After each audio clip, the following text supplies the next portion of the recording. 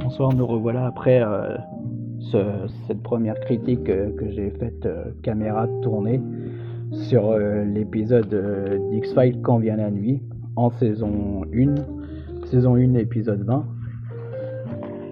Là on va parler un petit peu de l'état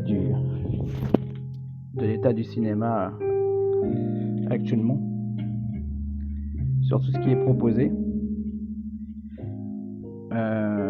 Donc là récemment c'est surtout pour parler en général de ce qui est le plus attendu, par exemple le Spider-Man Brand New Day et tout ça, qui fait suite donc au Spider-Man No Way Home. On a également Avengers Doomsday et tout ça, qui va être une suite plus ou moins officielle, donc qui va se situer soit en parallèle ou soit du coup après Thunderbolt, donc qui reprenait Thunderbolt. En gros, le speech et tout ça, c'est que c'était on voyait un peu l'équipe les différents personnages de chez Marvel. Donc il y avait le père de Black Widow, sa sœur, la deuxième blondasse là, donc qui en fait pour vouloir rattraper le fait que sa frangine est morte et tout ça, Iron Man est plus là, les Avengers n'existent plus. Donc du coup ils vont essayer de reconstituer malgré eux une équipe de super-héros. Moi je l'ai vu. Alors il y a le méchant qui est toujours aussi caricatural, donc à savoir on prend une personne qui a subi des expériences et tout ça en laboratoire. C'est quelqu'un qui était mentalement en décalage, qui était faible et tout ça. Et du coup, ce qui transparaissait dans le film, c'est que suite à sa transformation et tout ça, il arrivait par la force de sa pensée à influer sur le monde extérieur et à changer le monde. Et le but des Thunderbolts et tout ça, c'était de pouvoir le ramener à la raison pour qu'il puisse s'auto-combattre et du coup sauver l'espèce humaine et enlever la noirceur qui pesait sur la ville, les ombres qui pesaient sur la ville et qui faisaient disparaître la race humaine. Voilà, en gros c'est pour résumer un peu le film. Bon, c'est très moyen quand même. Quand on regarde le Black Widow indépendamment, donc le premier film avec Natasha, avec sa sœur, il est quand même largement mieux. Bon, ça reste quand même du divertissement avant tout, mais sinon je trouve qu'au niveau de l'action c'est quand même bien mieux ficelé, c'est quand même bien amené malgré tout. Mais aussi la scène là avec quand elles interviennent pour libérer justement leur père là, qui est enfermé là, dans l'espèce de prison et tout ça là, avec l'espèce d'hélicoptère là, ça c'est pas mal du tout aussi. Mais sinon voilà, à part ça le film en lui-même, c'est vrai qu'il repose pas non plus sur grand chose. Donc ça c'est pour la partie donc du coup Marvel. Donc je sais pas trop ce qu'ils vont faire là dans Doomsday. Par contre dans le Brand New Day et tout ça, où normalement on suit la suite de Spider-Man suite à ce que Doctor Strange donc il avait demandé justement pour sauver l'espèce humaine, ce qu'il y ait un sortilège qui soit fait pour que en fait Mary Jane, ses amis, tout le monde oublie qui est Spider-Man, ce qui lui permet en fait de sauver sa face et sa crédibilité, puisque ça fait en sorte qu'il reparte de zéro, mais du coup il perdra l'amour de sa vie, voilà. Mais bon, apparemment dans le film il compte nous refaire encore la romance à deux balles, et puis au bout d'un moment on sait très bien qu'ils vont nous amener encore l'histoire de Mary Jane retrouve Peter et elle sait que c'est lui, et ça va se passer comme ça. Alors sur le premier trailer et tout ça, on avait vu un hic qui était super sympa et tout ça, voilà, on voyait le Punisher qui arrivait, qui fonçait avec sa bagnole. Mais à mon avis, il y a de fortes chances qu'ils mettent pas le Punisher en personnage principal non plus où il y a une méga baston avec Spider-Man, ça va encore être un truc qui va certainement être passé vite fait, bien fait comme ça, et puis on va le voir que 10 secondes et puis terminé quoi. Donc c'est ça qui est un petit peu décevant je pense, mais il faut s'y attendre. Le trailer dit pas grand chose en lui-même, mis à part que il évolue dans cette espèce de chimère de sa propre personne. C'est-à-dire qu'en fait, il passe d'un ado torturé à un adulte amoureux, un adulte torturé qui a confronté sa vision, sa version des choses et les différentes réalités avec ses co-partenaires, qui étaient apparus dans le No Way Home et tout ça, avec le personnage Andrew Garfield, le retour de Tobey Maguire. Donc voilà, pour ça, entre autres. Donc ça c'est pour tout ce qui est Marvel en général là. Faut pas s'attendre à des miracles. Après j'ai pas vu grand chose là qui sortait actuellement d'intéressant. Après il peut y avoir quelques petits trucs d'animation qui sont pas mal. Éventuellement là le Toy Story 5 et tout ça, qui est sorti, aussi le troisième volet de la Patte Patrouille. Ah oui, le Toy Story 5, du coup, c'est avec la chanteuse Taylor Swift, voilà, qui fait la bande originale. Avant sur Zootopie 2, on avait Shakira. Maintenant, après, en termes de films d'animation, oui, sinon le 5 août, ils vont forcément faire le troisième volet de la Patte Patrouille Mission Dino. Je pense que c'est plus par rapport au personnage, au chien là qui faisait partie de la Patte Patrouille, mais qui était au niveau de Tracker, je crois, il me semble. Et puis du coup, ça rejoint un peu la mission Dino. Puisque dans le 2, en fait, il y avait la méchante scientifique et puis du coup, Monsieur Linger, ils avaient déjà réuni les deux. Et du coup, ils avaient fait le premier, aussi dans la ville. Voilà. Du coup, par rapport à ça, au niveau film, c'est pareil. Au niveau film d'horreur, pour l'instant, il n'y a pas grand chose et tout ça. C'est même relativement plat quand même à ce niveau-là. Là, on sait que l'année prochaine, normalement, est censée sortir la suite préquelle, on sait pas, c'est pas préquelle, c'est suite directe en fait du film L'Exorciste et tout ça, de 1971. Donc là du coup il sera interprété notamment dans le rôle principal par Scarlett Johansson, donc du coup qui aura certainement le rôle de la mère des abusés et tout ça. Ça va encore être une histoire avec une gamine ou un gamin ou son gamin qui va être possédé.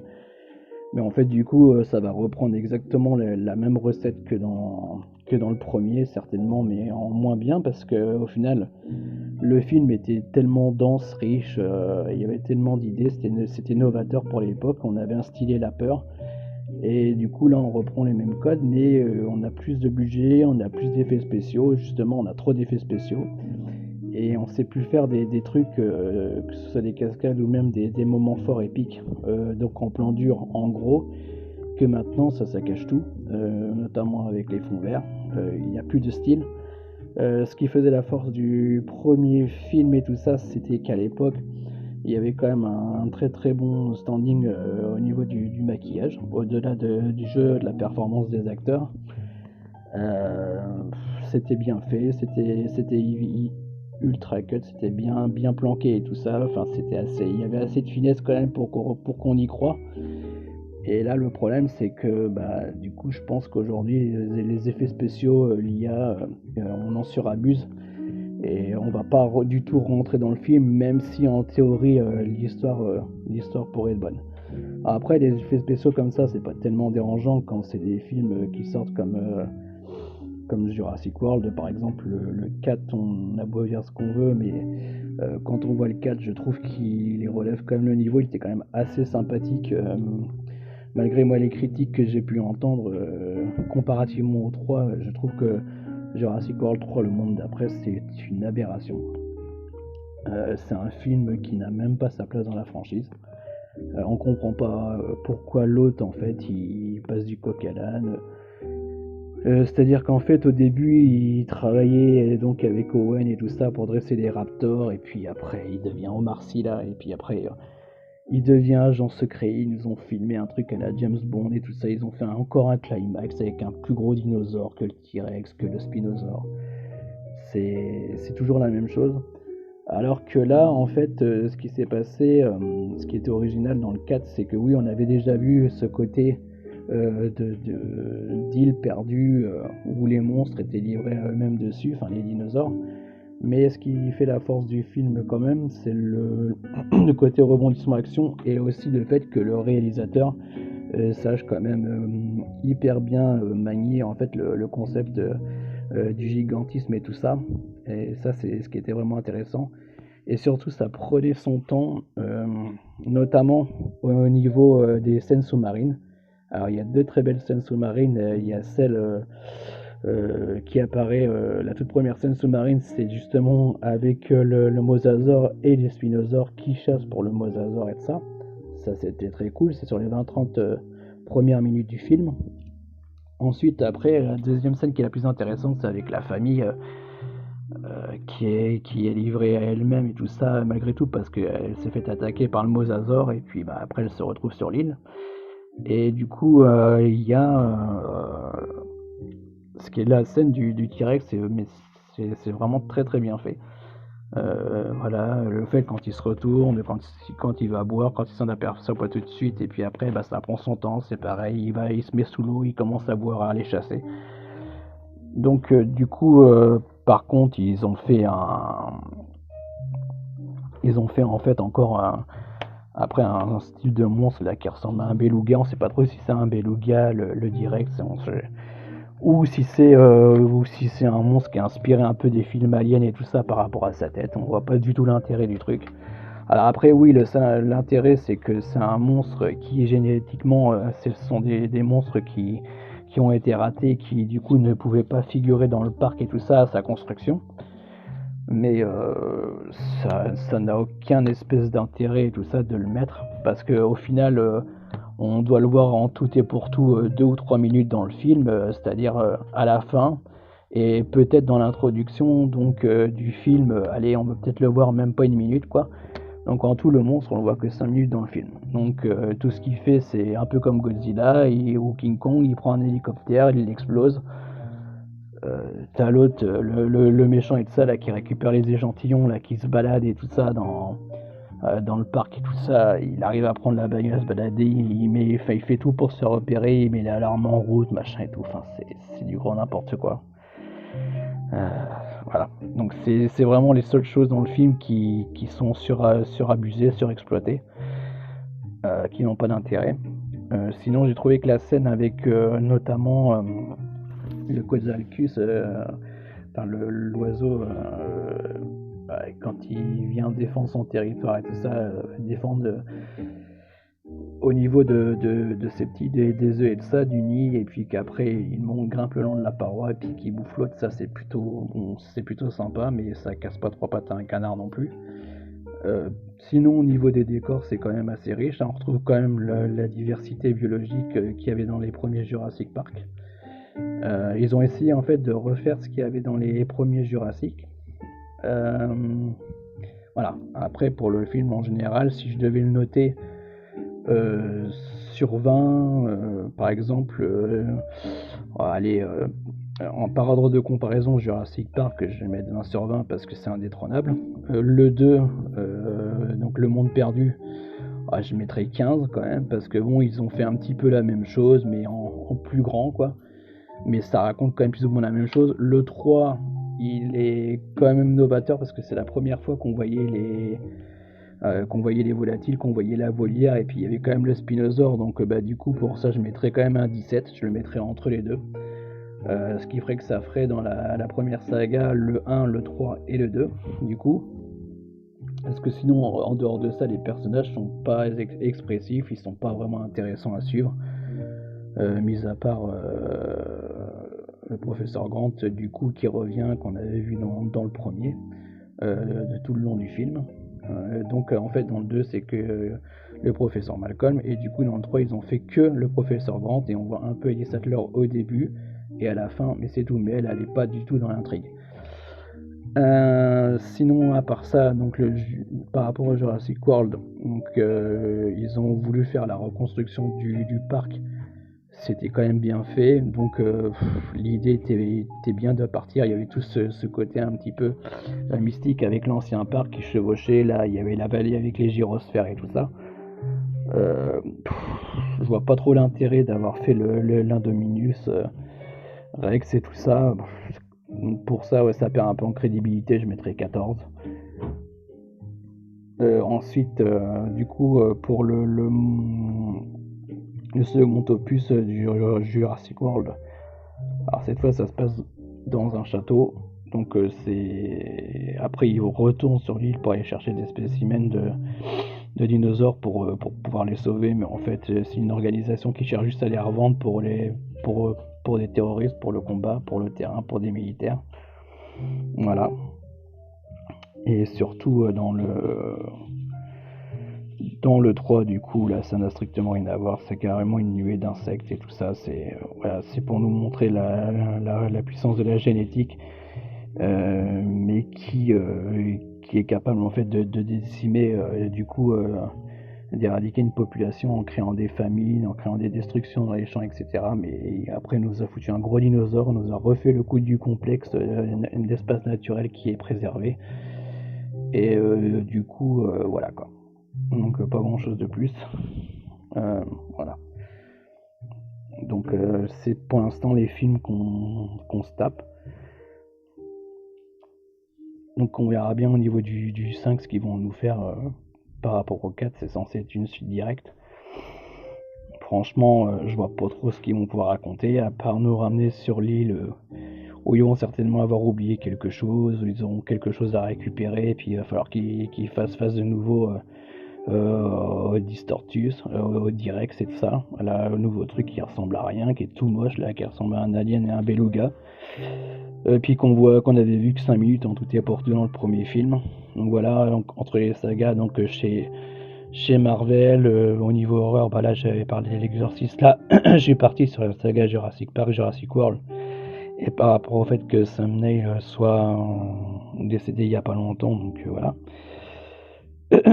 Franchement, je sais pas ce qu'ils vont pouvoir faire dans le 5, mais pour l'instant, je vois pas trop de suite concrète à apporter à ça, quoi. On va pas relancer l'idée de l'île à chaque fois parce qu'on l'a déjà vu. Et puis en plus, faudrait qu'ils arrêtent de nous foutre constamment des gamins, parce que les gamins en plus de ça, ils sont jamais bouffés. Je vois pas du tout l'intérêt. T'as toujours des mômes qui crient, qui traversent des épreuves, qui courent dans tous les sens. Et au final, ça n'apporte strictement rien. La seule chose qui était rigolote et tout ça, c'était que quand ils ont fait les jeux Lego Aventure Jurassic World, tu voyais la fille du premier là qui était avec son frère là. Du coup, bah, elle, tu la vois, et ils l'ont formaté ça dans le jeu Lego. Jurassic World, bah, un petit peu quoi, puisque à un moment donné, quand il y a un problème avec les dinosaures, qu'il y a des obstacles, machin et tout, à un moment donné, on peut la faire crier, et elle crie vraiment comme dans le film, à un moment donné, quand ils sont en position de danger, quoi. Donc voilà. Euh, Sinon, voilà, tout ce qu'on peut dire là-dessus. Les comédies, je n'ai pas suivi, et puis je m'en fous complètement, parce que ces 10 dernières années, c'est vraiment que de la merde. Que ce soit les chasses gardées. Alors, qu'est-ce qu'on a fait au bon Dieu si on a fait des suites, les premiers films étaient sympas. Après, j'ai pas trop suivi. Mais que ce soit ça. Si après, sinon, au niveau des films pour enfants et puis comiques à la fois en même temps, il y avait le Marsupilami.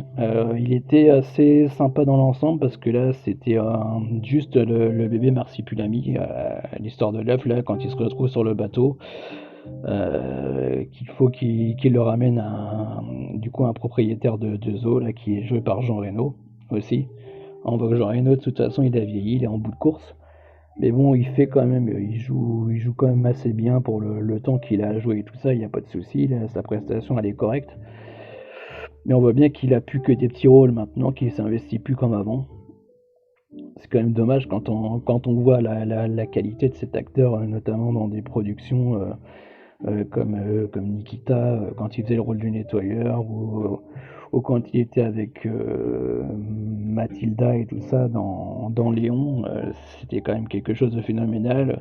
Notamment aussi quand il avait fait c'est un des rares acteurs qui a traversé aussi l'Atlantique pour faire des blockbusters tels que Godzilla aussi.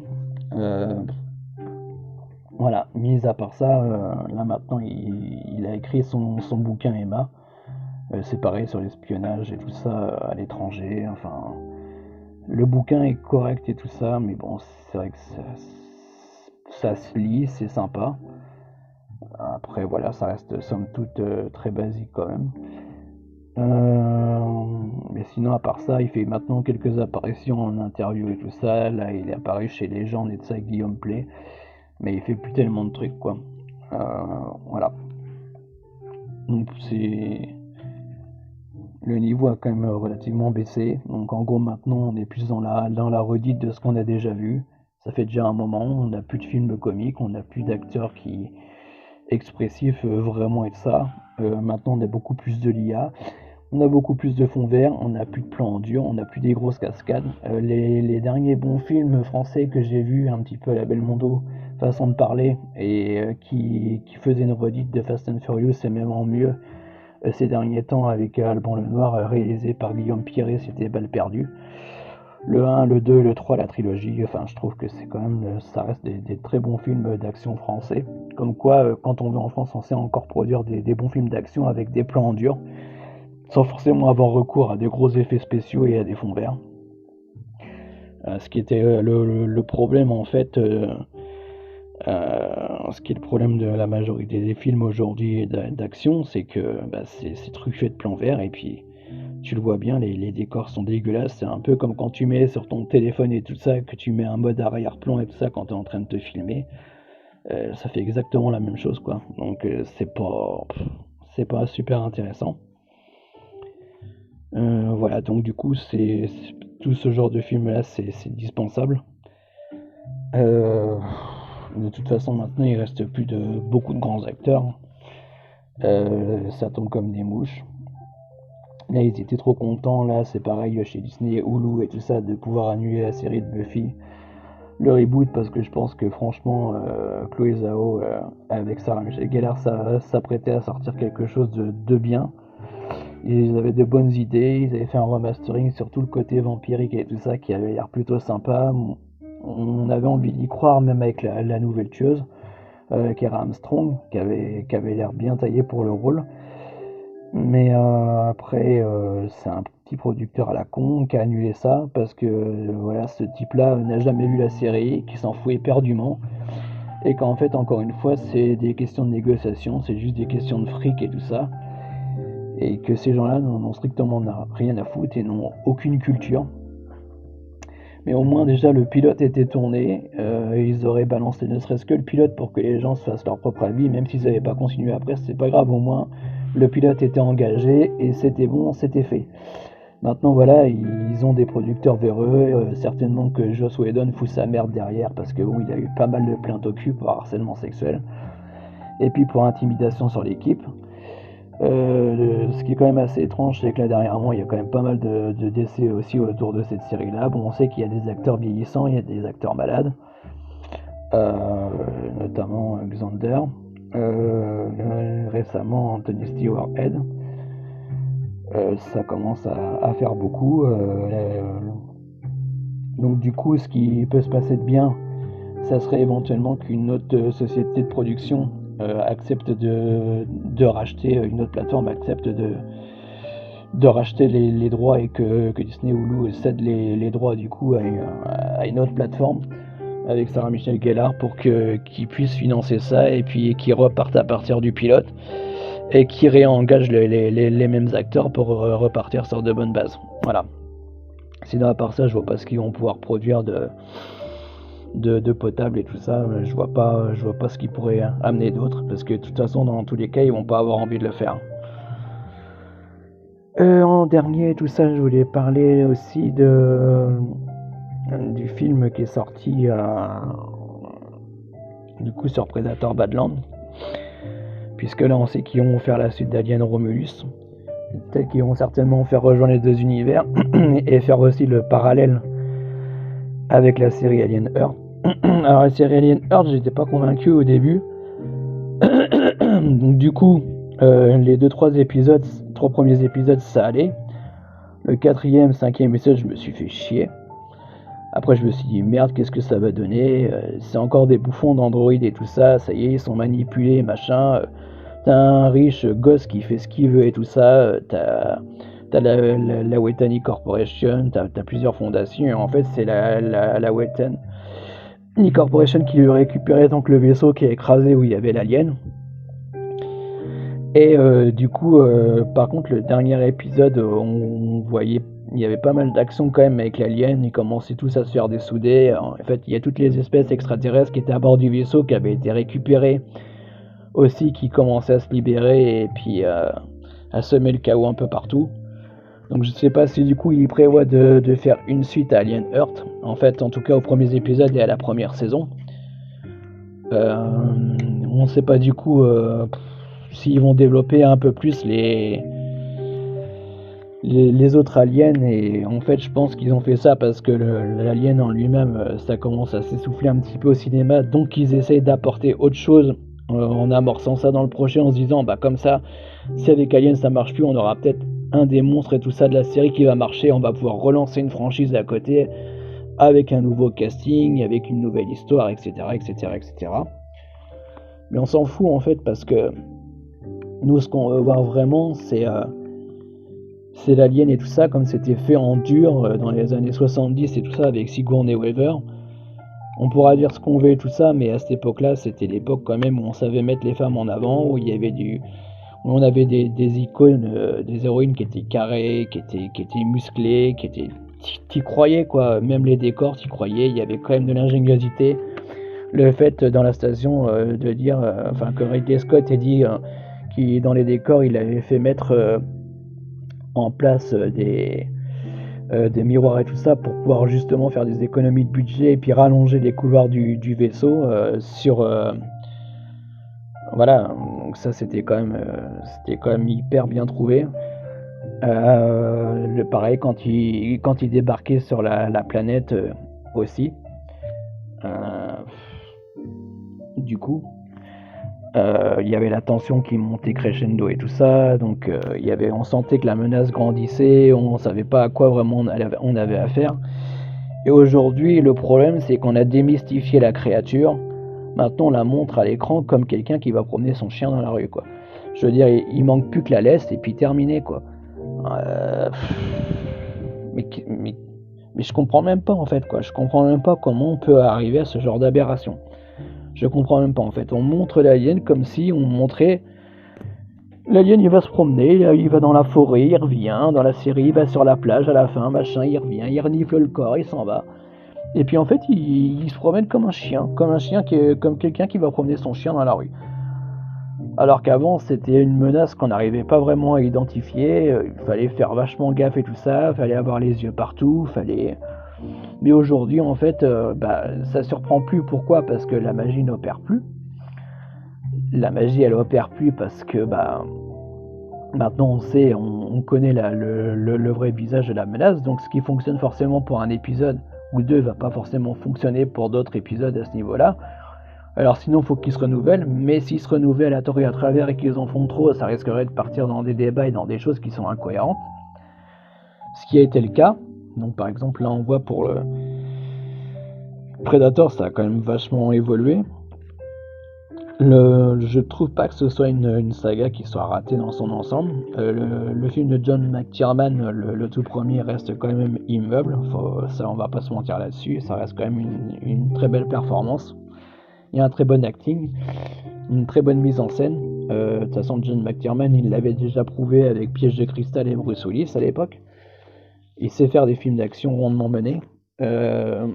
Maintenant, s'il y avait un autre film à faire sur Predator ou Alien, faut reprendre des mecs comme ça, quoi, à la réalisation. Faut reprendre des mecs comme John McTiernan. Faut reprendre des vrais compositeurs de musique et tout ça, parce que bon, aujourd'hui, il n'y a plus rien, il n'y a plus de thème.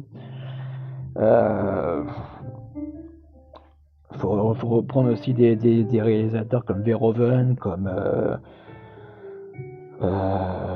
Scorsese, enfin voilà, des mecs qui savent réaliser des films, qui ont de l'ambition, des fois, qui savaient faire des films avec peu de moyens, et puis qui se bougeaient le cul, où il y avait de vrais metteurs en scène qui creusaient le sujet pour aller plus loin. Mais maintenant, c'est comme ça. Donc l'état du cinéma fait que on a le droit à des acteurs très moyens, qui ne s'investissent pas dans les projets, qui veulent absolument que le chèque soit signé avant d'avoir commencé à jouer, limite même encaissé, qui veulent juste balancer 2 ou 3 phrases, avec très peu de jumpscares et tout ça, des fonds verts dégueulasses. Je veux dire que même en France, en étant mauvais, on arrive limite à faire même mieux que le cinéma américain. Et pourtant, on n'a pas beaucoup de films d'action, mis à part ce que je viens de citer là récemment. Pour moi, la référence de ces 3-4 dernières années et tout ça, ça reste quand même balle perdue en termes de cinéma d'action. On voit bien que Pierret sait mener ses acteurs et tout ça, sait mener la caméra. Il y a un réalisateur qu'on n'a pas vu aussi depuis un bon bout de temps maintenant, qui a vraiment de l'âge et tout ça, c'est Tim Burton. Tim Burton quand même a une sacrée filmographie, et moi en fait je comprends pas. Par exemple, on va revenir à une autre saga de films grâce à Tim Burton. Ça me fait penser que je comprends pas en fait pourquoi James Cameron nous fait chier en fait à vouloir revenir à réaliser un Terminator 7 sous une autre forme d'IA, parce que dans ce cas-là ça va plus s'appeler Terminator, vu que ça serait un tout autre concept. Donc déjà tu peux pas intégrer un Terminator s'il n'y a pas de Terminator, c'est pas possible, ça ne marche pas. Après, il est vrai que le sujet, on l'a déjà vu 1000 fois, on sait ce que c'est, on a déjà vu le T-800, on a déjà vu le T-600, on a déjà vu Sarah Connor, on a déjà vu John Connor, on l'a vu gentil, on l'a vu méchant, elle on l'a vu se faire tuer, dans l'autre film elle survit, un coup c'est lui qui se tue, un coup c'est lui qui survit. Enfin, on a déjà vu tout ça, maintenant ce qu'il faudrait, c'est arrêter de faire des blockbusters et repartir plus sur des thrillers froids psychologiques, quelque chose de viscéral, de gore et tout ça, où il y a beaucoup de sang. Quelque chose d'horrifique, on s'en fout quitte à ce que ça soit interdit au moins de 18 ans, avec un vrai pitch et tout ça. Moi par exemple, je vois qu'ils ont jamais... Ils nous foutent des enfants dans les Jurassic World, mais on s'en fout complètement puisqu'ils ne sont jamais bouffés. Mais par contre, quand on parle de menaces et d'innocence et de menaces qu'on ne voit pas arriver, ils n'ont jamais pensé à foutre des gosses infiltrés en tant que Terminator. Ça, tu mets un gosse, un mini T-800 ou ce que tu veux, je suis désolé, mais ça fonctionne, parce que tu t'y attends pas, tu vois pas la menace venir et tout ça. Qui va aller se méfier d'un gosse et tout ça, c'est encore pire. Voilà. Donc moi je pense que maintenant, il faut revenir à la source, faire un thriller viscéral, à la fois psychologique, horrifique, qui soit bien gore et tout ça, mettre un gosse en tant que méchant et tout ça, refaire le casting, trouver une bonne opposition et tout ça. Ils ont sous-exploité l'histoire du bras et tout ça qui avait été retrouvé dans l'usine et tout ça, ça avait été vraiment sous-exploité à la base dans le 2, puisque après le 2, on sait très bien qu'il n'y avait plus d'histoire à raconter, que la boucle était bouclée. Seule chose qu'ils auraient pu faire, c'était repartir sur l'idée du bras et de la puce. Moi j'aurais bien vu un film en noir et blanc, en pellicule à l'ancienne, avec des cascades en dur, en plusieurs parties, et faire jouer un gosse dans le rôle de méchant éventuellement. Et faire vraiment un slasher, quelque chose qui soit vraiment tordu et tout ça, et puis ouais, digne d'une réalisation de Tim Burton, quoi. Et là, quand on voit une réalisation de Tim Burton style à la Batman et tout ça, un univers assez noir où il est assez doué pour ça, en le mélangeant en fait avec l'univers de Terminator et tout ce nouveau concept et tout ça, tout en revenant à la base avec un slasher horreur, là ouais, ça fonctionnerait. Mais à partir du moment où on veut encore repartir sur l'idée de l'IA alors qu'on est déjà dépassé par l'IA maintenant, je vois pas ce qu'on va pouvoir raconter de plus. ça va pas faire un film d'action, ça va faire un film certes qui va nous prendre psychologiquement, mais pas dans le bon sens. Parce que c'est quelque chose auquel on s'attend déjà, et auquel on fait déjà la mère expérience tous les jours, à travers les réseaux sociaux, à travers la robotique, l'évolution, notamment en Chine où ils sont très très forts, ils ont au moins 20 ou 30 ans d'avance sur nous, voire plus.